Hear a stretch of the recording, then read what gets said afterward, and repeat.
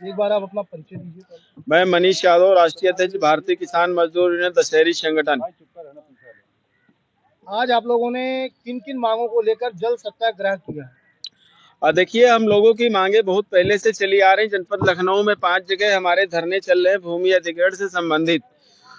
यहाँ पर जो बसंत कुंज में और मोहान रोड योजना में धरना चल रहा है, उसमें जमीन अधिग्रहण संबंधित समस्याएं हैं। उसी के क्रम में जनपद लखीमपुर में राजापुर के किसानों की जमीन जो 5वीं बार अधिग्रहित की गई है, उसका भी विरोध हमारा काफी दिनों से, लगभग 8 सालों से चल रहा है और हम लड़ाई अब जीत की तरफ हैं।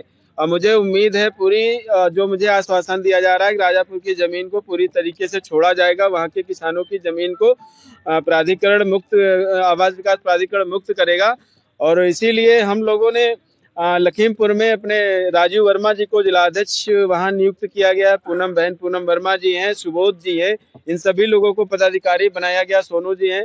तो ये लोग वहां पर पूरी मजबूती से किसानों को जोड़कर, किसानों को एकजुट करके, और इस लड़ाई के साथ साथ पूरे लखीमपुर के किसानों की लड़ाई को और मजबूत किया जाएगा। पूरी मजबूती के साथ, ईमानदारी से, निष्ठा पूर्वक इस लड़ाई को लड़के आप लोगों की जमीनों को प्राधिकरण से मुक्त कराकर और किसानों को न्याय दिलाया जाएगा। उस राजापुर के अलावा पूरे लखीमपुर में जहां भी किसानों के साथ अन्याय, अत्याचार, भ्रष्टाचार होगा, वहां हमारे पदाधिकारी लखीमपुर की जो टीम है, जितनी बन गई है, आगे जल्दी और विस्तार किया जाएगा। सभी किसानों की लड़ाई लड़ने का काम करेंगे।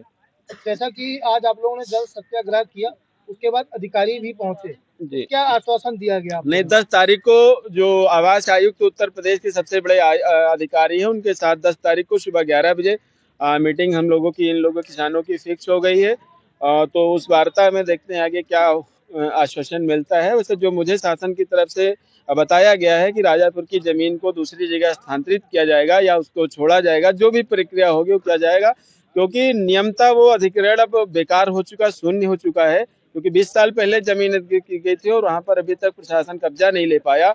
और हमारे किसानों का लगभग जितना एक्वायर्ड जमीन है, उस पर 50% से ज्यादा किसानों के आवास बने हुए हैं। आवास के अलावा अन्य तरीके के भूखंड बने हुए हैं, जिस पर इन लोग अपना कोई व्यवसाय कर रहा है, कोई दुकान खोले है, कोई अपना गाय भैंस पाले है, कोई चक्की लगाए है, कोई कुछ करे है। इसलिए 50% से ज्यादा भूखंड पर, भूमि पर किसानों का पक्का निर्माण है। इसलिए वो जमीन छोड़ना चाहिए और अधिग्रहण की एक सीमा होती है कि 5 साल के अंदर जो भी भूमि अधिग्रहण होगा उस पर कब्जा संबंधित विभाग कर लेगा, तभी वो अधिग्रहण पूर्ण माना जाता है। वहां पर न ही किसी किसान ने पैसा उठाया है और न ही अभी प्राधिकरण ने किसी तरीके का कोई कब्जा प्राप्त किया। जैसा कि वहां पर किसानों के द्वारा मुआवजा नहीं लिया गया, उसके बाद भी आवास विकास के द्वारा जो भूमि है खतौनी पर अपने नाम जो है चढ़वा ली गई है। देखिए, वो क्या कहना नहीं, वो कोई बड़ा विषय नहीं है। उन्होंने चढ़ा ली है तो उसको छोड़ेंगे भी। और इससे पहले नोएडा में कुछ जमीनों की जमीन चढ़ गई थी खतौनी पर, उसको छोड़ने का भी इन लोगों ने काम किया है। यमुना प्राधिकरण में भी कुछ जमीनों की जमीन जो गलत तरीके से चढ़ा दिया था, उनको छोड़ने का काम किया है। बैठे हुए अधिकारी ये जो है वहां पर भ्रष्टाचार कर रहे हैं, उनसे भी सवाल जवाब किया जाएगा और इस जमीन को मुक्त कराकर किसानों के नाम मूल खतौनी चढ़वाई जाएगी।